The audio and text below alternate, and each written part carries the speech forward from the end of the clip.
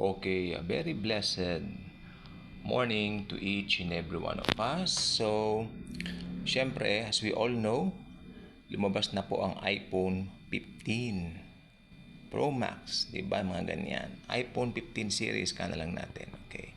So, iPhone ngayon, sa panahon ngayon, balita ko natalo na po nito ang Samsung.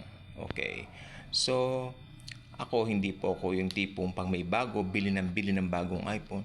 Ito po ay lumang iPhone na po ito. Ito po ay iPhone 6 Plus. Pero nandito po tayo ngayon para ma-detect po natin kung original or fake yung iPhones natin. Lalo na po yung ngayon, marami pong tiyak maglalabas ang pekeng mga iPhone 15 dyan o iPhone 14, yung mga makabago.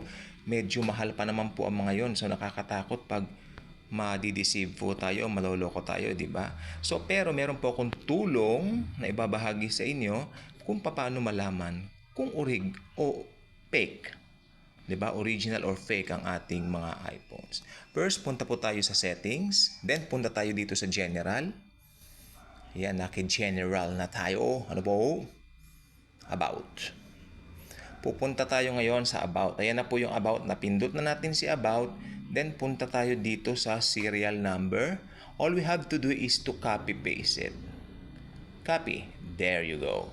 There you go. Nakopy na po natin. Para hindi tayo magkamali. Original. Kaya nakopy na po natin para hindi magkamali kinopy paste ko ulit. Baka mamaya palpak Okay. So pag nakopy na po natin yung serial number, we will go sa Chrome. Alam po natin yung Chrome, di ba? Ayan po yung naduduling na ako Chrome. Then we just have to type iPhone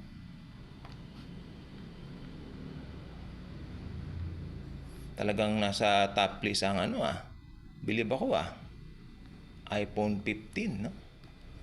Siyempre, bago di ba? Bago! Isip pa nalilito pag nakakita ng bago, di ba? I love that song. Totoo po yun. Isip pa nalilito pag I love Sampaguita. I love tao. I love that song. Okay. Ito po yun. Pagka napindot na po natin yung Chrome, punta po tayo sa check your service and support. Again, check your service and support. Yan, hintayin po natin.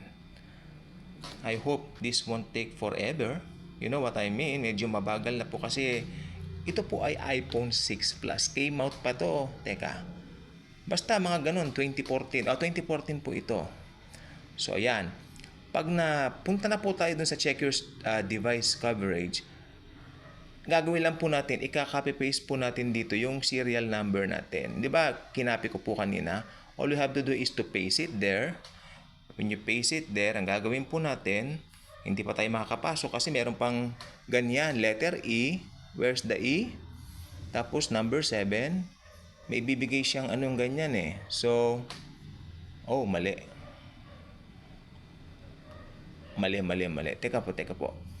Okay. Ayan. Dito po pala. I'm so sorry. Pero ayoko na po mag-ulit ng video. So, bear with me. Tapos, ano yung susunod? Hindi ko alam. 7. And then, ano yun? Y? Okay, Y ba yun? I hope it's a Y. Tapos, 8. There you go. Submit.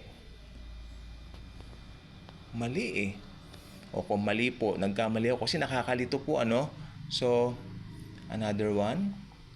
Ngayon, mas madali itong code na to, mas nababasa. Kasi hindi readable minsan nakakaduling. Okay?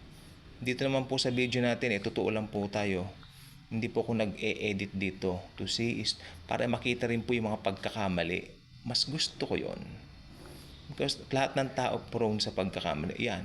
Imposible magkamali pa yan. BR60 yan submit. Wow! Original nga! iPhone 6 Plus. Coverage expired. Ibig sabihin, luma na po ito. Pero nakaka-bless kasi original itong iPhone na ito, no? Original itong iPhone na to. Okay? So, syempre itong iPhone na to luma na. It brings back a lot of good memories sa akin. Especially buhay pa ang daddy namin that time, ano. And yeah, ayun, I hope nakatulong po naman ako sa inyo. Especially kung meron kayong mga problema or kasi marami po ako nakikita rito sa YouTube paano madedetect ang iPhone, kung fake, ganun. Ang dami nilang binibigay na kung ano-ano. Ito po ang pinakamadali. Pinakamadali po. So I hope nakatulong po ako. Pero syempre, ano naman gagawin naman ninyo? Ako naman po humihili, kumakatok. Ganun, no? Kumakatok sa inyong mga puso. Mag-subscribe naman po kayo. Ayun naman po ang aking, kumbaga, I helped you here. Walang sumbat yan. I help you here. Help me also by subscribing, liking, and sharing. Aba, sharing is caring. Okay, thank you. And I hope natuto po kayo dito. I'm really hoping from the bottom of my heart. Thank you. Teka. Thank you. And Jesus truly loves us all.